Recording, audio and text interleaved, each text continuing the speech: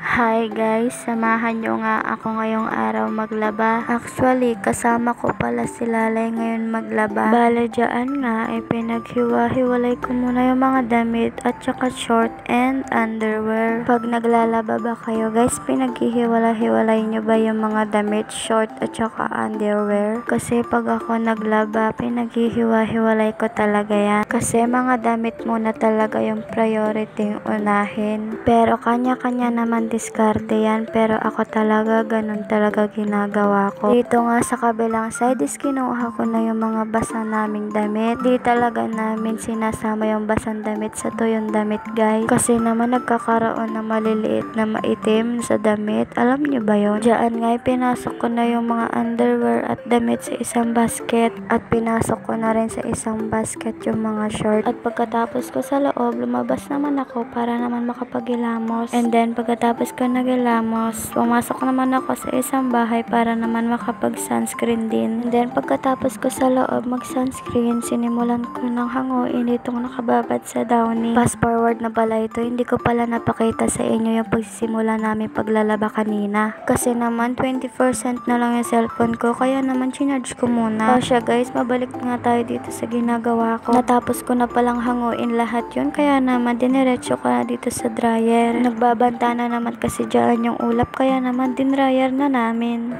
Ako lang pala nagluluto kasi sa mga oras na yan si Lalay ng ulam at kanin, kaya ako na muna yung gumawa dito. Paano ba naman kasi mag-aalas 12 na ng mga oras na yan. Pangalawang damit na nga pala ito, kaya naman hinango ko na tigi isa. Last na pala ito mga damit na hinango ko, kaya maya maya ilalagay ko na yung mga short. At pagkatapos ko palang i-dryer yung mga damit, eto hinango ko na pala sila lahat para naman mapaikot ko na yung mga short, kasi naman baka pag umulan na is hindi pa ako nakakapagsampay. At dito pala isunod ko na yung pangalawang damit at dinryer ko na sila. Last na mga damit na pala ito, kaya naman dinryer ko na lahat. At pagkatapos ko nga dinryer yung last na damit, nilagay ko na ito sa basket. Fast forward, napaikot ko na pala dyan yung mga short. At yan ang hinahango ko, yan yung mga basahan. Naisip ko kasi nasayang itong sabon. Since madami na rin itong mga basahan, kaya naman isinama ko na. At pagkatapos ko nga hanguin, is binanlawan ko na ito kaagad. Konti lang naman ito, mga ilang piraso lang. At alas 12 na pala ng mga oras na to, kaya naman kumain na muna kami kasi gutom na